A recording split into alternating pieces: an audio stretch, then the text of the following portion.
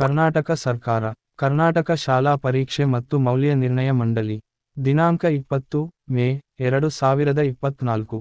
ಪತ್ರಿಕಾ ಪ್ರಕಟಣೆ 2024 ರ ದ್ವಿತೀಯ ಪಿಯುಸಿ ಪರೀಕ್ಷೆ 2 ರನ್ನು ದಿನಾಂಕ 29 ಏಪ್ರಿಲ್ 2024 ರಿಂದ 16 ಮೇ 2024 ರವರೆಗೆ ನಡೆಸಲಾಯಿತು. ಇದರ ಫಲಿತಾಂಶವನ್ನು ದಿನಾಂಕ ಮೇ 21, 2024 ರ ಮಧ್ಯಾಹ್ನ 3 ಗಂಟೆಗೆ NIC ವೆಬ್ಸೈಟ್ https://kerresults.nic.in ನಲ್ಲಿ ಪ್ರಕಟಿಸಲಾಗುವುದು. ಅಧ್ಯಕ್ಷರು, ಕರ್ನಾಟಕ ಶಾಲಾ ಪರೀಕ್ಷೆ ಮತ್ತು ಮೌಲ್ಯನಿರ್ಣಯ ಮಂಡಳಿ. The results of KCET 24 can be published only after the announcement of the second PUC second exam and agriculture practical test results.